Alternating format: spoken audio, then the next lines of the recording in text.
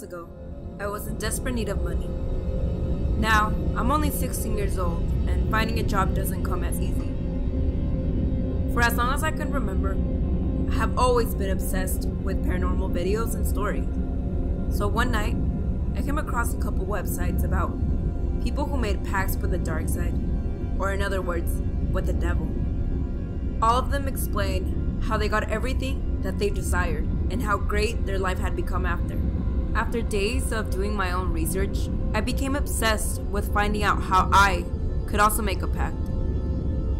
I began going on sites about the Satanic Bible, which only explained how the Catholic Church was forcing us to follow a path that was not beneficial to anyone, and that following the Satanic Church would give me everything that I ever desired. I also got in touch with a group of people who had also made pacts, and all of them told me that it was the best thing they've ever done. One guy, on the other hand, advised me to stay away from it because all it did was cause problems for him, and that I was far too young to handle it. Even with this, I chose to disregard him, and after many failed attempts, this man manifested himself to me. He appeared to be in a suit, very slim, tall, and I could see that he was very light-skinned. What do you want? I told him that all I wanted was to make a pact and that I really wanted money. You're only a kid. You don't know what you want. And he disappeared. I decided to perform the ritual again. And once again, he appeared. What do you want now? I told you, money. Well, if you're serious, then come with me. He took me to what appeared to be a cave, and I could see so many gold coins on the ground. I began picking all of them up, and once again I had to perform a different ritual to make him disappear. Now I've counted the coins, and there's about 520 of them, and after research I know that each one of them is worth about $5,000. So far I've only sold 6 of them, and by now I'm starting to truly regret it. The pact agreed that he would have full control of my body for the next 20 years. By then I'll be 36. Began as an innocent thing, it's now starting to worry me. Every night at about 3 a.m. he visits me. It begins with a loud scream in my ear, and at that moment I know that he's coming. I've heard that many people curse at things like that, but nothing stops it from happening. I've tried praying, but I know that he doesn't hear me anymore. If anyone is in desperate need of money, don't get convinced by people who don't know anything about it. It's not a joke. I've told my dad about what I did, and I'm now seeking help from a priest. Let's just hope that everything goes back to normal. Story number 2. About 2 years ago, I was in the worst state of my life. By that, I mean that my life consisted of daily hospital visits. This went on for over a year. Doctors after doctors, they couldn't find any reasoning as to why I was getting chest pains, bruises all over my body, or why I felt as if my throat was closing in on me. Doctors referred me to cardiologists, and all of them confirmed that my heart was good, and some even assumed that everything that I was feeling was just psychological. But I kept getting worse day by day. I felt as if my heart was coming out of my chest. I couldn't stop throwing up, and sometimes I even felt as if someone was hovering over my body. This was happening every night, and it would only begin after 3 a.m. One night, I was convinced that I wasn't going to wake up to see daylight. My heart felt paralyzed. My hand was swollen, and my body was even more bruised than usual.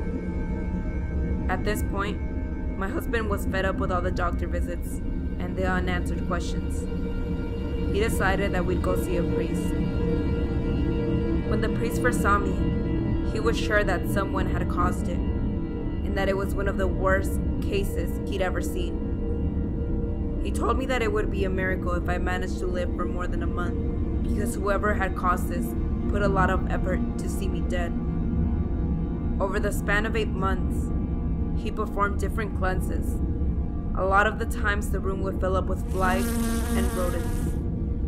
The flames on the candles would show images of faces that appeared to be screaming. Many of them appeared to be demonic. And after a year, I was still feeling frightened. I could feel this big presence trying to push itself out of me. And I began throwing up hair. I didn't feel like myself. I found myself getting angry and having really dark thoughts of hurting people. My priest thought it would be best to try a different ritual that he had never performed. He knew it was risky, but I agreed anyway. He began by drawing a circle around me and lit candles. He brought out a book and he began reading it out loud. The moment he began reading, the chest pains began. But this time, I could hear a voice laughing in my head. Along with the laugh, I could hear the priest chanting, "Whoever you are, present yourself. Present yourself now." And at that exact moment, whatever was inside of me was trying to get out. It felt like something was ripping itself out of me. I began praying in my head, over and over.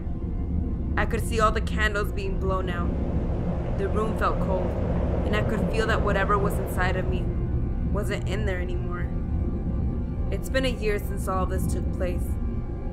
I'd like to think that all of this is a part of my past, but it still scares me that it could all come back. I'm currently a sophomore in college, and about 6 years ago, when I was in high school, I began hanging out with two girls that had just transferred from another school. These two girls were what many considered popular, so when I was asked to hang out with them, it made me feel like my old loser days were over. On one specific day, they invited me over to a sleepover at one of the girls' houses. I remember feeling really excited about this, considering it being my first sleepover. When I arrived, one of them pulled out a Ouija board. Now, I grew up in a Catholic church and I was always a part of church groups, so the idea of playing the game made me feel like I was turning my back on everything I believed in. And honestly, that scared the crap out of me. But being the foolish high school girl, I played it anyways. When we played it, I remember feeling some sense of empowerment, as if nothing else and no one mattered. Playing the Ouija board became a ritual for us. We became obsessed with it. We even bought candles and books about witchcraft, and we would pretend like we knew exactly what we were doing. This went on for over 2 years. Besides the casual conversations with people from the other world, we never had any encounters with any evil spirits, or so we believed. About 2 years after, when I was about to enter my junior year, my mom got really ill, which eventually led her into a coma. I found myself going home to an empty house. I would often ask myself if I was ever the cause of my mom's illness, and that maybe karma was trying to bite back at me. After a month of my mom's hospital stay, I began to notice a numerous amount of black cats, and I mean they were everywhere. They even began appearing in my room. I didn't understand where they were coming from, and on one occasion, while in the shower, I glanced through the window and I could see hundreds of cats on the roof of my house. There were so many that I couldn't even see the top of my roof. I decided that I would go back to my old habits and go to church, to pray for the well-being of my mom and to ask for forgiveness for betraying my old beliefs by playing the Ouija board. After not feeling any sense of relief, I decided I would speak to a priest. I told him about my mom and my involvement with the board and how I felt as if my mom was sick because of me. He told me that whether I meant to harm anyone or not, it's out of our control. The moment we let them into our physical world, we're allowing them to do as they please. He explained to me that the appearance of the black cats were not a coincidence. I prayed for several weeks after that, and it's been 3 years since I lost my mom. To this day, I always find a black cat sitting outside of my window, and the guilt of not knowing the truth kills me.